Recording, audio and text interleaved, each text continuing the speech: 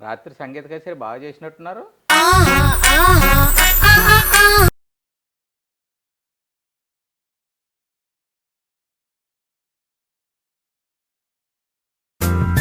సంగీత కచేరీ బాగా చేసినట్టున్నారు. ఆ మ్యూజిక్కి మాకు మూడు వచ్చి మేము కూడా చేసుకున్నాం. మేమేం చేసుకున్నాం, మీరేం చేసుకున్నాం, నాకేం అర్థం అవ్వట్లేదు మావయ్య మీరు చెప్పేది. అదే పచ్చడి. ఏం పచ్చడి మావయ్య? అదే రోడ్లో రోకలు మా అబ్బాయి దంచి దంచి చేసుకున్నారే ఆ పచ్చడి. ఓ అదా, అది రోజు ఉండేదేగా మావయ్య, రాత్రి కాకపోతే కొంచెం రోకల పొట్లు ఎక్కువయ్యాయి. అదే మా వాడు రోకలతో బాగా దంచి దంచి పెట్టిండు అనమాట. అయితే అవును మావయ్య, రాత్రి తాగొచ్చాడు, తాగొచ్చిన కాడ నుంచి ఒకటే దంచుడే దంచుడు.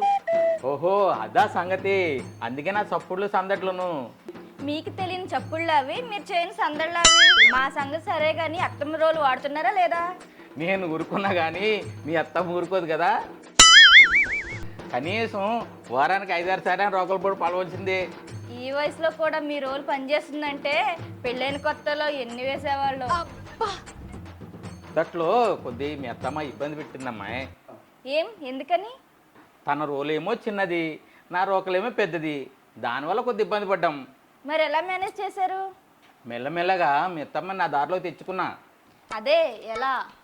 ఎలా అంటే ఎలా చెప్పను కోడలు, అది పర్వాలేదు మావయ్య, అదేం చెడ్డ విషయం కాదుగా. ఆ విషయాలు మాట్లాడుకోవడం, తెలియని విషయాలు చెప్పుకోవడం తప్పేం కాదు కదా. అవును కోడలా, మనం వాళ్ళు అన్ని విషయాలు మాట్లాడుకుంటారు కానీ ఒక్క పని కోసం, ఆ విశేషాల కోసం ఎవరో చర్చించుకోరు. అవును మావయ్య, మీరు అన్నది నిజమే.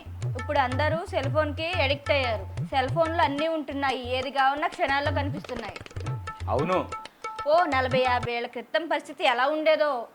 అప్పుడు మరీ ఘోరం. ఆ పని జరిగేటప్పుడు కూడా బట్టలు ఇప్పేవారు కాదు, చీకట్లోనే అన్ని పనులు జరిగేవి. అవునా, మరీ ఘోరం. అవును. అప్పుడు రోలు ఎట్లా ఉంటుందో తెలియదు రోకలకి, రోకలు ఎట్లా ఉంటుందో రోలుకి తెలియదు. అవునా? అవును కోడలా, రోట్లో రోకలు పెట్టి దంచామా లేదా, పచ్చడి పచ్చడి అయిందా లేదా అంతే తెలుసు. అవునా, ఒకరి మరొకరు చూసుకోకుండా చేసుకోవడం మరీ ఘోరం. ఇక అప్పటి వాళ్లకు 69 పద్ధతి, ఐస్ క్రీమ్ పద్ధతి తెలియదు అనుకుంటా. అవును. పెళ్లి చేసుకున్నందుకు ఆ పని మమ అనిపించడం తప్పితే ఆ పనిలో ఉన్న సుఖాన్ని, ఆనందాన్ని సంపూర్ణంగా అనుభవించే వాళ్ళే లేరు. అంటే అలా సుఖపడ్డం తెలియదంటే ఆ విజ్ఞానం లేకపోతేనే. రోజు చూస్తున్నాగా, సారీ రోజు వింటున్నాగా మీ రోలు రోకల చప్పట్లు. అది మీ జనరేషన్ పద్ధతి, కానీ ఇప్పుడు ఆ పని అనేది మామూలు అయిపోయింది.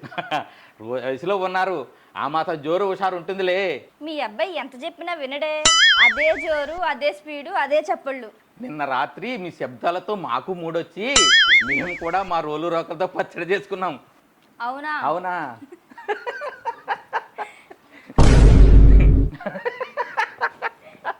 ఏంటి మామ కోడలు తెగ నవ్వేసుకుంటున్నారు, ఏంటి సంగతి? రాత్రి మన కొడుకు కోడలు సృష్టించిన మ్యూజిక్ కోసం మాట్లాడుకుంటున్నాం. చిచి, కోడలతో అలాంటి మాటలు మాట్లాడడానికి సిగ్గులేదు? మేమేమి బూతులు మాట్లాడుకోవడం లేదు అత్తమ్మ. మరి రోలు రోకల కోసం మాట్లాడుకుంటున్నాం అంతే. రోలు రోకల గురించి మాట్లాడుకుంటే అంతగానం పగలబడి నవ్వాలా? ఓ పిచ్చి మగమా, నువ్వు అనుకున్నట్టు రోలు రోకలు కాదే. మరి దేనికి నవ్వుతున్నారు అంతగానం? తప్పు మాటలు గాని, తప్పుగా మాటలు గాని ఏమి మాట్లాడుకోవడం లేదు అత్తమ్మ. అంటే డబుల్ మీనింగ్ మాటలు మాట్లాడుకోవడం సభ్యత సంస్కారమా? అవి సరసమైన మాటలు. ఎలాగో మీరు చెడిపోయారు, ఇప్పుడు ఆ కోడల్ని కూడా చెడగొడుతున్నావా? ఇంకా మీటింగ్ చాలు కానీ అబ్బాయి వచ్చే టైం అయింది, పద మన రూమ్కి.